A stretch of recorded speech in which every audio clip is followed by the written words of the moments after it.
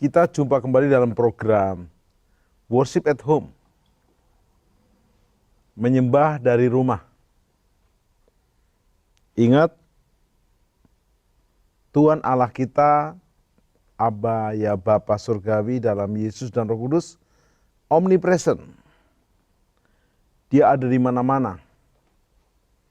Dari rumah saudara dan saya juga ada. Karena itu setelah kita menerima pujian, penyembahan, dan hadirat Tuhan, kita akan menggali bersama-sama firman Tuhan khusus spesial dari hambanya, Pastor Insinyur Dhani Krishna Supangat. Salam hambanya. Shalom, puji Tuhan. Lama tidak jumpa di program ini. Ya, senang bisa berjumpa lagi. Iya, kita akan bahas bersama. Beliau dikasih karunia sudah hampir 30 tahun ya mengajar akhir zaman.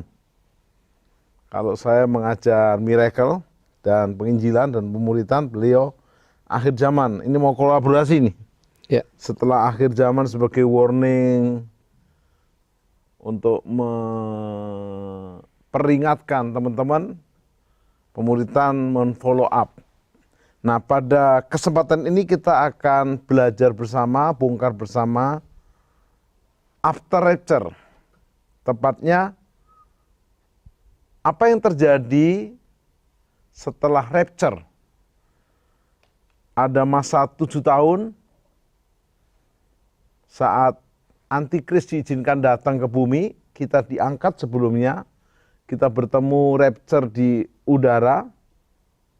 Lalu kita akan melihat apa yang terjadi dan apa saja persiapan kita. Pak Dhani, Ya. di Wahyu pasal 4, kitab Wahyu pasal 4, itu sudah tidak ada kata jemaat. Ya. Karena memang sudah rapture. Setelah gereja dipulihkan di pasal 2 dan 3, kita diangkat. Nah, kebanyakan mereka bertanya nih, para umat, apa yang terjadi setelah itu? Silakan hambanya. Ya, puji Tuhan.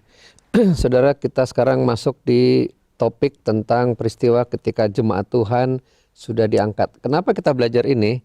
Yang pertama, untuk memotivasi bahwa kita harus rapture, Pak. Karena di bumi sedang 7 tahun itu adalah masa malapetaka. Ya, ada, saya langsung sebut, ada 7 sangkakala, sepertiga bumi hancur, dan 7 cawan murka Allah. Seluruh dunia hancur. Nah, sementara waktu pengangkatan terjadi, nah di surga apa yang kita lakukan? Ada 4 sebetulnya yang terjadi. Yaitu yang pertama, ada pujian penyembahan, ibadah nonstop terus menerus. Nah, kemudian yang kedua ada tahta pengadilan Kristus. Nah, tahta pengadilan di sini semua akan terima mahkota. Ya, ada 5 mahkota tersedia. Kemudian setelah itu ada pentahbisan Yesus sebagai Raja. Nah, ini mungkin jarang ada yang mendengar atau jarang diperdalam. Karena pada waktu setelah Yesus mengambil alih dunia ini untuk siap menjadi satu-satunya Raja di atas segala Raja dan Tuhan di atas segala Tuhan di kerajaan 1000 tahun. Nah, baru yang kelima baru pesta kawin anak domba. Ya, surga dan bumi, gereja dan Tuhan Yesus menyatu. Baru setelah itu turun kembali ke dunia ini. Di dalam perang Harmagedon mengalahkan Tritunggal Setan, yaitu Lucifer, Antikris, dan Nabi palsu. Kemudian Yesus mendirikan kerajaan 1000 tahun. Nah, tadi dikatakan di Wahyu 4 dan Wahyu 5, apa yang terjadi di sana, ini adalah pelayanan tahtanya. Ya, ada 24 tua-tua, menarik ini. Nah, 24 tua-tua ini menggambarkan ada 12 dua tua dan 12 tua-tua. Yang 12 yang pertama banyak menafsirkan ini adalah mewakili tua-tua dari latar belakang Yahudi. Kita tahu bahwa ada 12 suku Israel, tetapi juga ada 12 rasul Tuhan Yesus. Nah, kita tahu gereja dibangun oleh para rasul. Ya, jadi ini adalah bicara tentang tua-tua atau orang-orang Kristen darah Yahudi atau dari garis Yahudi.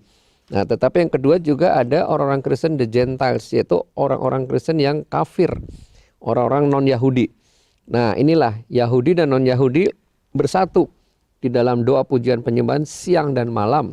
Mereka melempar mahkota, artinya udah nggak pegang denominasi lagi, nggak tahu latar belakang apa, hanya Yesus satu-satunya yang ditinggikan, yang diutamakan. Dan pada waktu mereka berdoa pujian penyembahan, mereka melempar mahkota, dan pada waktu itulah gulungan kitab diserahkan kepada anak domba. Nah, Yesus adalah anak domba yang tersembelih, itulah yang berhak membuka gulungan kitab. Nah, di situ ada 7 meterai dibukakan, dan setelah itu berlanjut terus, nanti Wahyu 8 ada doa pujian penyembahan lagi, kemudian di Wahyu 14:15 ada doa pujian penyembahan lagi. Jadi berkali-kali. Nah, ada yang menarik Pak Tim. Doa pujian penyembahan ini selalu terjadi sebelum ada penghakiman. Jadi kita sebut 7 meterai, kemudian 7 sangkakala, dan 7 cawan itu adalah penghakiman. Ya, masa penghakiman Tuhan.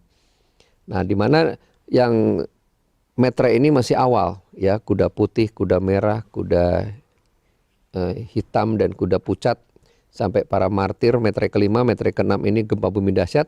Masuk meterai ketujuh ini mulai masuk celakalah, murka sudah datang. Jadi mulai masuk 7 sangkakala itu sudah murka, 7 cawan murkalah ya sudah pasti murka. Nah, yang menarik tadi dikatakan Pak, semua terselenggara waktu di surga. Jadi waktu setelah pengangkatan kita sibuknya luar biasa Pak. Semua orang Kristen akan praise and worship, mengawal peristiwa penghakiman di bumi. Ya, di sini ketika Wahyu 4, Wahyu 5, 24 tua-tua dan para jemaat Tuhan doa pujian penyembahan, di bumi langsung terjadi 7 meterai dibuka. Ya, di sini mulai ada malapetaka, bencana, kelaparan, wabah, penyakit seperti sekarang. Tetapi kemudian Wahyu 8, pujian penyembahan lagi, ada cawan doa dan cawan dupa. Jadi doa pujian penyembahan lebih tinggi lagi, sampai dilempar ke bumi meledak Pak. Ingat ya. Menjadi jawaban doa. Nah, meledak. Nah, tetapi disitulah masuk ke Wahyu 8 dan Wahyu 9, ini sepertiga bumi hancur Pak. Jadi artinya didoakan dulu supaya ketika malapetaka atau goncangan terjadi itu sinergi ya dengan surga, supaya itu jadi peringatan supaya banyak yang bertobat terlebih dahulu. Tetapi di Wahyu 14-15 ini udah banyak martir. Jadi yang berdoa itu adalah martir Pak. Mereka yang sudah dipenggal kepalanya karena kesaksian Yesus, dan juga mereka yang bertahan pada akhirnya. Dan di sini masuk ke Wahyu 16, yaitu mulai masuk masa yang disebut cawan murka tanpa campuran. Jadi udah nggak ada ampun lagi. Nah, itulah yang terjadi selama di surga dalam konteks pujian penyembahan. Pak Dhani, di 1 Korintus 15 ayat 51, iya. Sesungguhnya aku menyatakan kepadamu suatu rahasia. Berarti ini tidak semua orang tahu. Tidak rahasia. semua orang tahu. Kita tidak akan mati semuanya, tetapi kita semuanya akan diubah. Yes. Dalam sekejap mata, pada waktu bunyi nafli terakhir, sehingga pujian berkata, kalau bunyi sangkakala, boleh nggak sangkakala sih? Oh iya, kita belum biar, tip sangkakala ya. biar kita lebih powerful. Kalau bunyi sangkakala, ku ada. Kalau bunyi sangkakala, kalau bunyi sangkakala, kalau bunyi sangkakala, kalau bunyi sangkakala ku ada. Amin. Pastor Dhani,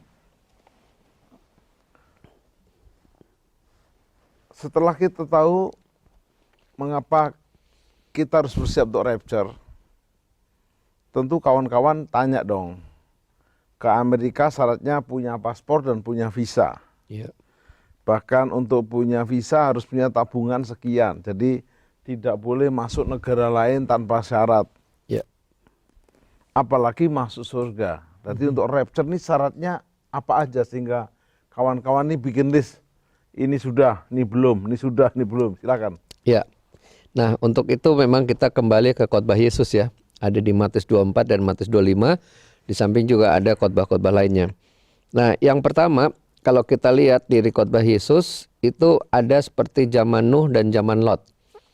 artinya berani tampil beda Pak, tidak serupa dengan dunia. Hati-hati jangan terjebak dengan dunia. Ya zaman Nuh, zaman Lot itu pesta pora, ya terjerat oleh obat-obatan, seks bebas, LGBT. Oh sekarang udah luar biasa, udah ada gereja homoseks internasional, gereja lesbi internasional, kawin sesama jenis. Nah itu waspadalah terhadap jerat. Sudah ada Grammy Award Pemberkatan nikah. Same Love. Iya. Jadi apa namanya? Semua sudah, kalau kita berdoa datanglah kerajaanmu di bumi di surga, iblis juga berkata bahwa ya kerajaan iblis juga sudah makin merajalela. Oke.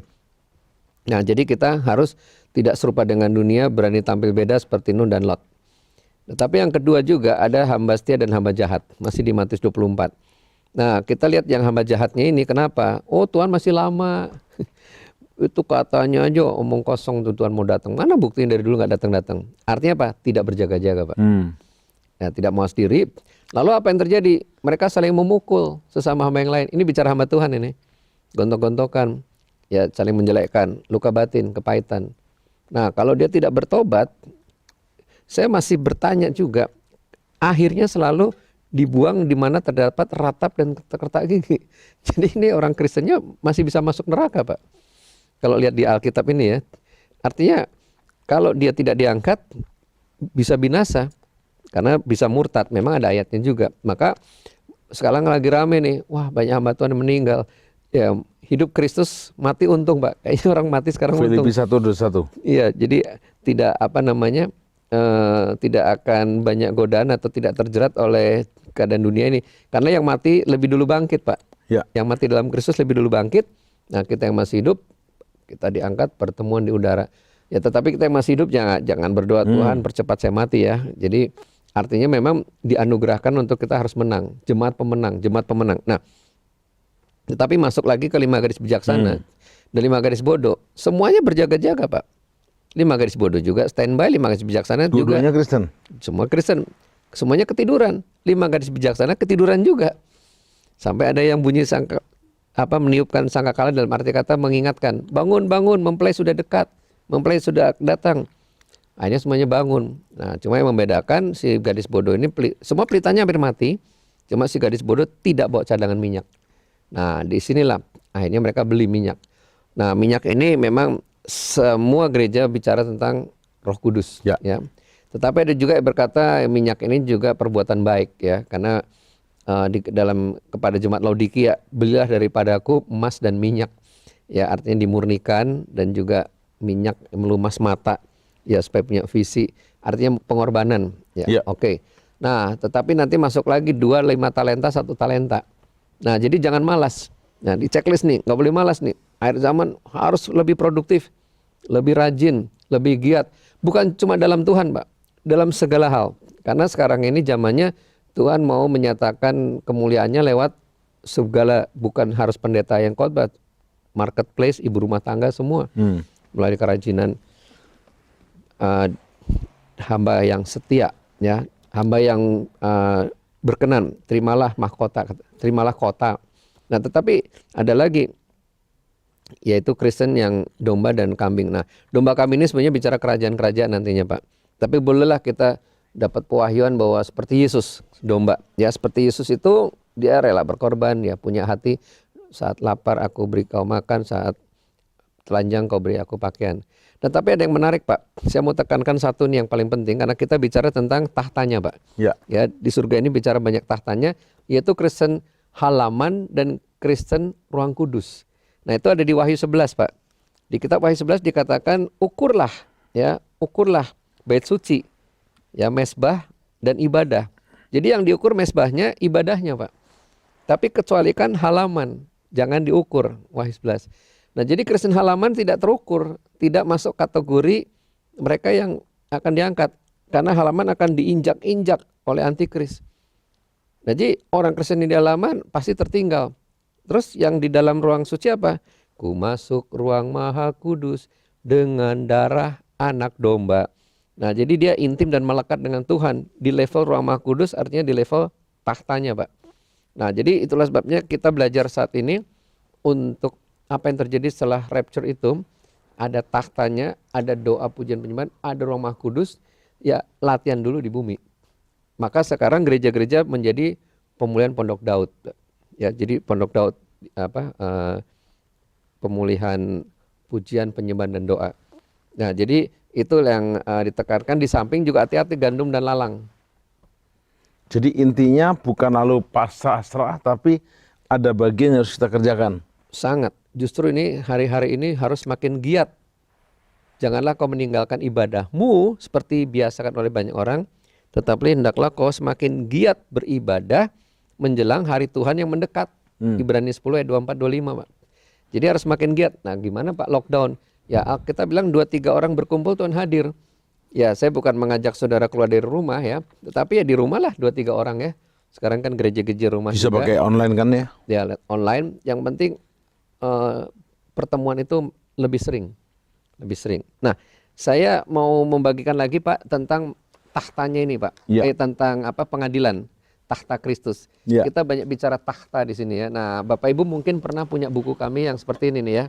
Ini buku pengangkatan jemaat sudah di ambang pintu ini satu-satunya tinggal terakhir ini.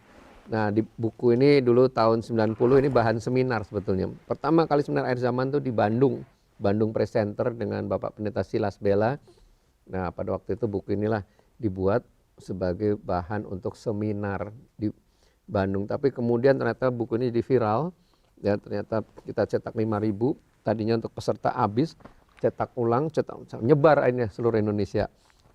Nah, mulai dari situlah mulai ada undangan-undangan khotbah. Nah, beberapa bahan di sini masih up to date ya, yaitu tentang kebaktian doa tadi ya. Kita baru bahas kebaktian doa, Pak. Jadi setelah pertemuan di udara, kebaktian doa. Nah, berikutnya ada tahta pengadilan Kristus. Nah, inilah yang perlu diperhatikan oleh umat Tuhan sekarang ini. Ya. Selagi masih di bumi. Katakan bersama saya Pak, kejar mahkota. Kejar mahkota. Nah, Bapak Ibu, kita mau bicara sekarang kejar mahkota. Karena nanti di surga ada pengadilan mahkota. Tercatat di dalam 2 Korintus 5 ya ayat 10. Saya akan bacakan supaya talk show kita juga hidup ya. Nah, dikatakan di sini ayat 10 2 Korintus ya, 2 Korintus 5 ayat 10. Sebab kita semua harus menghadap tahta pengadilan Kristus, supaya setiap orang memperoleh apa yang patut diterimanya, sesuai dengan yang dilakukannya dalam hidupnya, ini baik maupun jahat. Nah, di sini ada tahta pengadilan, di mana, tahta pengadilan Kristus ini bukan untuk masuk neraka Pak, tapi untuk terima mahkota. Yang naik ke surga waktu itu pasti naik surga. Ya. Cuma tahta mahkotanya berapa banyak. Nah, itu menentukan kita memerintah di kerajaan 1000 tahun itu sebagai presiden atau gubernur atau ketua RT. Nah, jadi kalau pada waktu selamatlah hambaku, kau terima 100 mahkota, ya selamat Pak Tim jadi presiden. Ada orang yang apatis. Wah, ribet banget untuk dapat mahkota. Saya sama masuk surga aja lah, di bagian pinggir ya nggak apa-apa. Ya. Riskan di akhir zaman ini kalau kita di tengah-tengah ya di pinggir-pinggir abu-abu itu perang rohani ini dipimpin Tuhan memang, tetapi lawannya juga kuat ya. Iblis itu sudah diturunkan ke bumi. Ini yang saya mau bagikan, nanti kita lanjutkan lagi Pak ya, mahkota-mahkota yang 5 mahkota. Ya. Yang saya mau bagikan adalah pengadilan kebaktian penobatan raja. Ini yang saya cek di YouTube di mana belum ada yang membagikan, Pak. Yesus dinobatkan jadi raja itu pada waktu sudah pengangkatan. Jadi kita menyaksikan penobatan Yesus, Pak. Ya, jadi sekarang dia duduk di sebelah kanan Allah Bapa. Nah, sebelum dia jadi raja di atas segala raja, Tuhan di atas segala Tuhan, dia dinobatkan. Nah, ayatnya di Daniel. Mari pemirsa, kita lihat di Daniel 7. Ya, di Daniel 7 ayat 13 dan ayat 14. Yesus dinobatkan sebagai raja pada waktu kita ada di 7 tahun di surga. Jadi sementara di bumi sedang mengalami pengadilan, penghakiman sampai murka. Nah, di surga ini tadi pertama adalah doa pujian penyembahan terus menerus sampai pada akhirnya. Itu Wahyu 4, Wahyu 5, Wahyu 8, Wahyu 14, Wahyu 15. Nah, lalu yang kedua ada pengadilan tahta Kristus, ya, diuji dengan api. Mana yang emas, perak, permata, mana yang kayu, rumput kering dan jerami. Tetapi kemudian sekarang kita masuk ada penobatan raja. Nah, di dalam ayat 13-14 dikatakan dari Daniel 7, demikian firman Tuhan, aku terus melihat dalam penglihatan malam itu, tampak datang dengan awan-awan dari langit, seorang seperti anak manusia. Datanglah ia kepada yang lanjut usianya itu, dan ia dibawa ke hadapannya. 14, lalu diberikannya kepadanya kekuasaan dan kemuliaan dan kekuasaan sebagai raja. Maka orang-orang dari segala bangsa, suku bangsa, dan bahasa mengabdi kepadanya. Kekuasaannya ialah kekuasaan yang kekal, yang tidak akan lenyap, dan kerajaannya ialah kerajaan yang tidak akan musnah. Nah, di sini datang di awan-awan. Siapa ini? Tuhan Yesus. Ya, jadi ini menggambarkan Yesus yang turun di Pertemuan awan-awan. udara ya. Pertemuan di udara. Nah, dia datang pada yang lanjut usianya. Ya, ini kalau bicara Tritunggal ya, Yesus sebagai pribadi kepada Bapa. Nah, di situ kemudian ditahbiskan, ya, diberikan kepadanya kekuasaan, kemuliaan sebagai raja. Nah, menarik Bapak Ibu, kitab Daniel dan kitab Wahyu itu isinya sama. Ya, Yohanes bukan berarti dia nyontek ya pada waktu di Pulau Patmos bawa buku lengkap kayak kita, bawa kardus-kardus untuk belajar kitab Perjanjian Lama. Ya, tetapi di sini yang menarik adalah ternyata isinya sama dengan Wahyu 12. Nah, coba perhatikan Pak Tim Wahyu 12 ini. Ini ada lagunya nih, nyanyian kemenangan. Wahyu 12 ayat 10. Ya.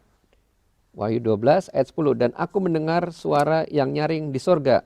Sekarang telah tiba Keselamatan dan kuasa dan pemerintahan Allah kita, kuasa Dia yang diurapinya karena telah dilemparkannya para pendakwa kita. Nah, pendakwa kita nih dilempar siang dan malam, dilempar kemana? Ke bumi. Artinya memang udah waktunya bumi ini memang dikuasai antikris. Ini mulai masuk 3,5 tahun masa antikris, Pak. 3,5 tahun itu ya. Jadi sementara di bumi, iblis dibuang ke bumi karena dikatakan ayat 12. Karena itu bersukacitalah ayat 12 ya. Bersukacitalah hai sorga dan hai kamu sekalian yang diam di dalamnya. Celakalah kamu hai bumi dan laut karena iblis telah turun kepadamu dalam geramnya yang dahsyat, karena ia tahu bahwa waktunya sudah singkat. Jadi iblis ke bumi ngapain? Menjelma jadi antikristus atau masuk kepada pemimpin Romawi baru yang pada waktu itu kan dikatakan dia tertembak atau dia mati, ya, lukanya parah. Nah, si Lucifer, si setan masuk, hidup lagi. Dunia heran. Wow, ini dia presiden sakti mandraguna, udah mati hidup lagi. Orang pada heran dan bisa bikin mujizat lagi. Kenapa? Karena di dalam tubuhnya dia ada setan, ada Lucifer itu. Tetapi sementara iblis dilempar ke bumi, di surga sekarang sudah di bawah kekuasaan Tuhan Yesus. Di dekatan ayat 11, dan mereka mengalahkan dia oleh darah anak domba, oleh kesaksian kita. Iblis dikalahkan, kuasanya dihancurkan oleh darah anak domba. Nah, itu nanti di surga, itulah peristiwa waktu Yesus ditahbiskan. Jadi di surga Yesus sudah jadi raja, dan di bumi iblis diberi kesempatan. Inilah 3,5 tahun yang kedua, dia silahkanlah obok-obok ya. Karena dikatakan di ayat 14 ini Pak Tim. Ayat 14 ini dikatakan kepada perempuan itu diberikan kedua sayap dari burung nasar yang besar, supaya ia terbang ke tempat padang gurun di mana ia dipelihara jauh dari tempat ular itu selama 1 masa, 2 masa, 3,5 masa. Jadi ular itu si iblis, ya ini Tritunggal setan ya, Lucifer, antikris, nabi palsu, selama 3,5 tahun akan berkuasa penuh di bumi. Tetapi hanya 7 tahun aja ya? Nah, jadi 7 tahun itu sebetulnya adalah masa kesusahan Israel, Pak. Ya, 7 tahun itu juga Daniel 9, itu memang masa perjanjian antara Romawi dengan Israel. Nah, tetapi 3,5 tahun pertama ini memang masa persiapan, ya sudah sukar ya bagi Israel. Dunia juga udah masuk karena sudah ada masa, bolehlah dikatakan baru mulai 7 metre dibuka. Memang kalau saya menganut 7 metrenya sudah terbuka di awal, ini sudah mau masuk metre ke-6 udah masuk ya, gerhana bulan darah, likuifaksi. Karena memang tujuan pengangkatan luput dari murka, Pak. Ya, kita diangkat untuk luput dari murka. Nah, metre ke-7 itu murka. Metre ke-7 udah masuk murka, makanya Wahyu 8 semua doa cakwannya besar-besar. Pujian, pengagungan, dupa yang wangi, ya, sehingga waktu begitu kuatnya dilempar ke bumi, ledakan besar. Ya. Karena masuk kepada 7 sangkakala itu murka.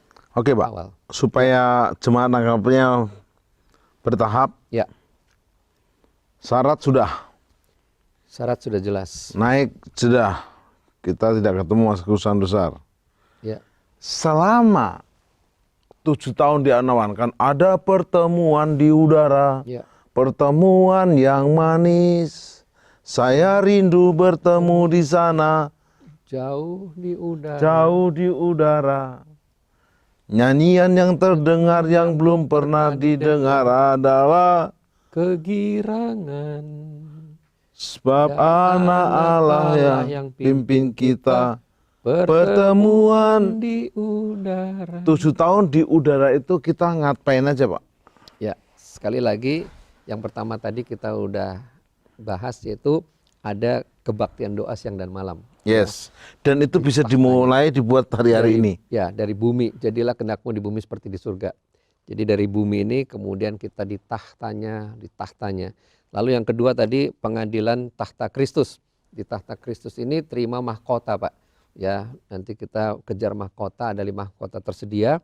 Karena kita akan ikut memerintah sebagai imam dan raja bersama Kristus 1000 tahun lamanya, Pak.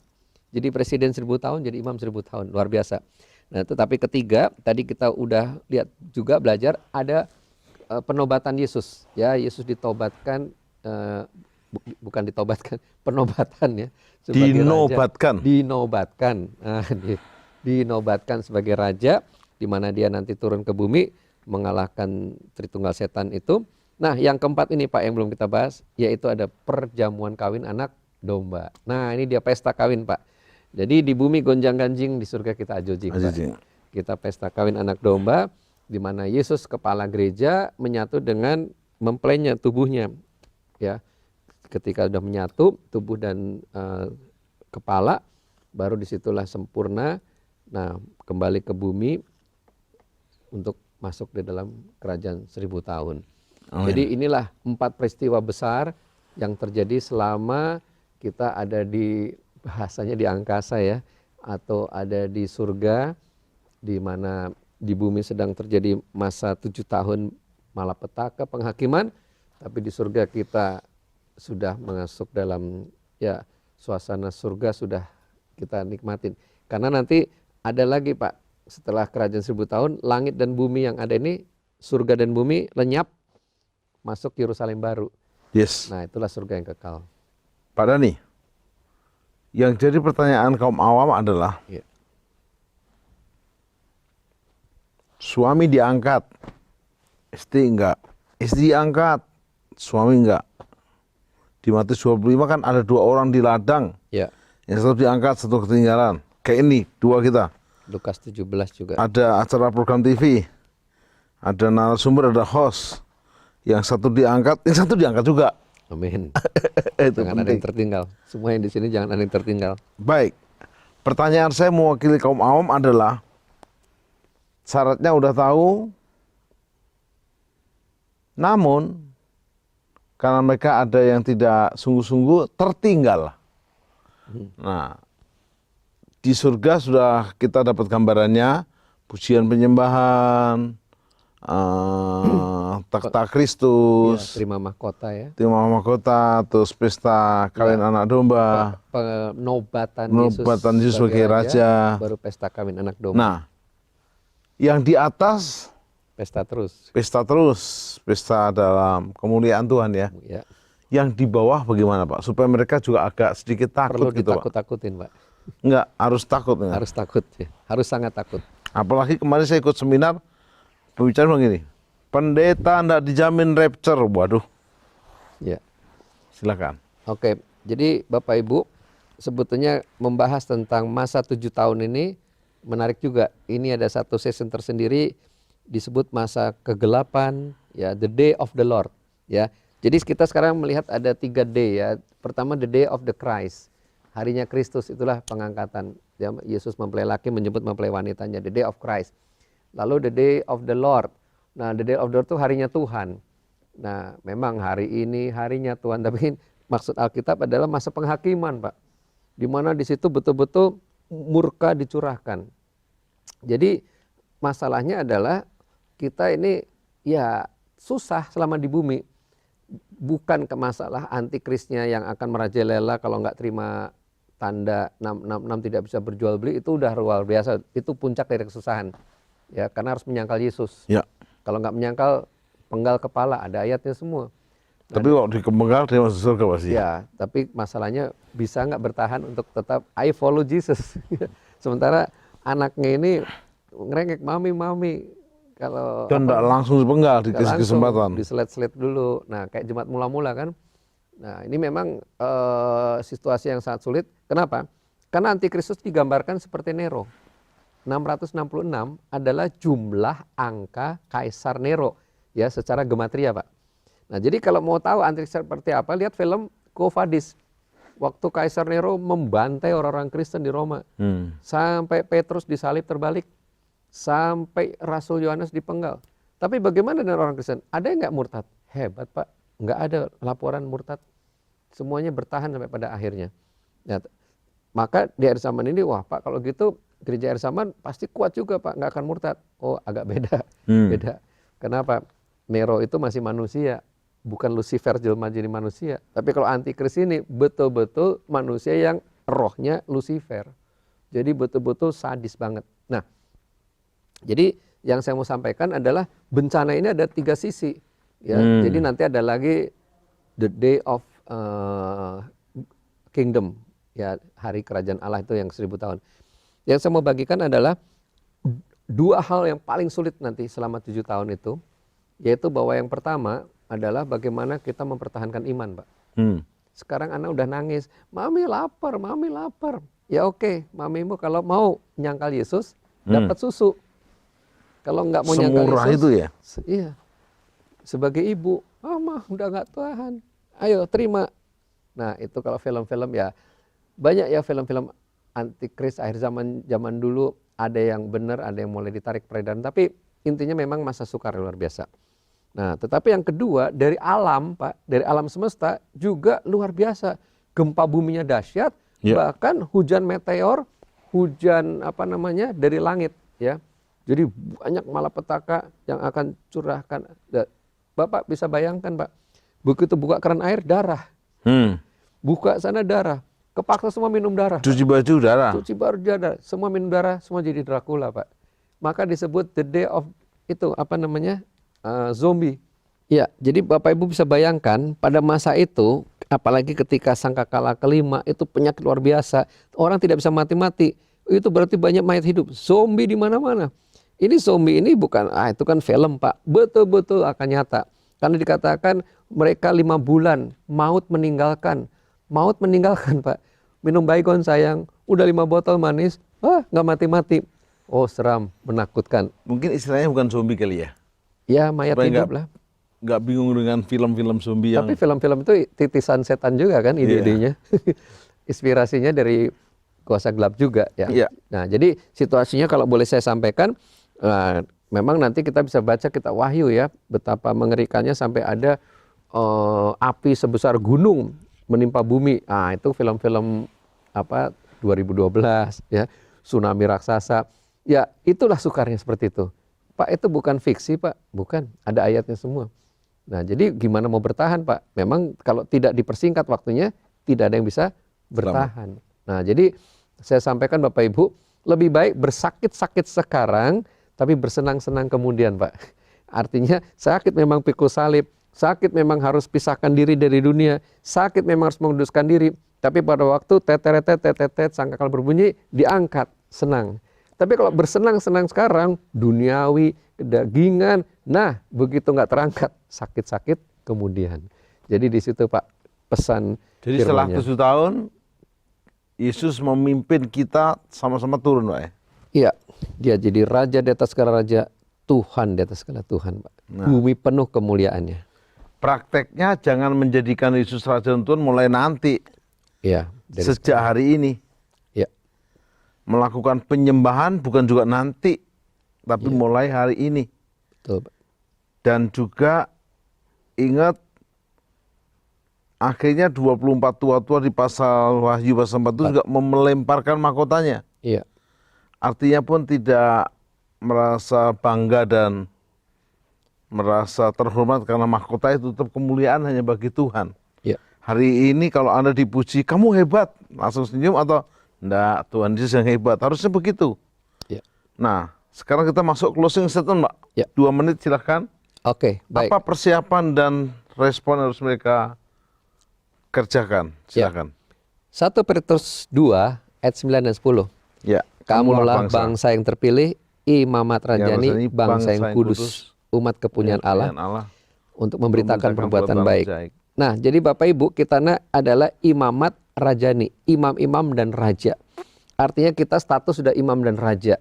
Nah, nanti di kerajaan 1000 tahun, di Wahyu 20 ayat yang ke-6, kita akan menjadi imam dan raja 1000 tahun lamanya. Nah, artinya untuk jadi imam dan raja 1000 tahun tidak langsung diangkat langsung saknyet kata orang Jawa. Kita persiapan dari sekarang. Ya, kejar mahkota di dalam Wahyu 3 kepada jemaat Philadelphia, ya. Jangan mahkota terlepas daripadamu. Bahkan di dalam Wahyu 22, Pak, yang jahat makin jahat, yang cemar makin cemar, tapi yang baik akan makin baik, yang kudus makin kudus. Nah, ini sekarang kita masuk masa penampian, Pak. Kita harus makin kudus, dan aku datang segera dan aku akan membawa upahku. Di dalam bahasa lainnya, aku akan membawa mahkotaku. Jadi closing statement sekarang, saudara, dalam persiapan kita nanti 7 tahun di awan permai bahasanya ya, di tempat kemuliaan Tuhan. Satu, saya ingatkan lagi, kita akan tahtanya doa pujian penyembahan nonstop. Kemudian yang kedua, kita akan terima mahkota. Nanti kita bahas lain waktu, Pak, 5 mahkota apa aja secara detail. Karena ini nanti juga bicara tentang generasi terakhir bagi Kristus, generasi unggul. Tetapi yang ketiga juga ada penobatan raja. Yesus satu-satunya raja, dia satu-satunya Tuhan yang akan memerintah bumi ini. Bumi ini menjadi milik kerajaan surga lagi. Tapi yang keempat, kita masuk dalam pesta kawin anak domba. Nah, pada waktu itu turun bersama Yesus, ambil alih dunia ini, dan di kerajaan 1000 tahun kita memerintah sebagai imam dan raja. Nah, berapa besar kerajaanmu? Selagi hari masih siang, kita kejar mahkota. Itulah pesan Tuhan. Yes. Pemirsa, sahabat penyembah yang ada, waktu juga yang memisahkan kita. Kalau ada sumur di ladang, kita menumpang mandi. Kalau Tuhan Yesus belum datang, kita berjumpa lagi. Nah, sebelum kita berdoa, pastikan Anda mengerti. Jangan terlalu paranoid dan over takut kepada antikris dan segala pengaruhnya. Karena ingat, kalau kita sungguh-sungguh jadi murid, kita diangkat lebih dahulu. Tetapi tetap kita peringatkan kepada yang lain, karena hari-hari ini banyak pengecek dan pengolok. Saya sama Pak Dhani bersama membuat sekolah akhir zaman, ujungnya membuat pemuritan. Bahtera-bahtera kecil untuk dimuridkan, supaya mereka bisa memuridkan kembali berlipat kali ganda, karena tujuan akhir zaman adalah mempersiapkan mempelai Kristus, melipat gandakan murid Kristus, dan mempersatukan tubuh Kristus. Mari kita berdoa. Sempurnakan sharing firman-Mu, akan dilanjutkan di episode berikutnya. Kami tahu firman-Mu nggak pernah gagal. Bila Roh Kudus terus menjamah, mengubah, memperbarui, supaya kami bersiap-siap, bukan menjadi 5 gadis yang bodoh, tapi 5 gadis yang bijaksana. Dan seperti Nuh, kami bukan hanya hidup benar dan tidak bercacat dan bergaul karib dengan Tuhan, tapi kami membangun bahtera pelayanan kami.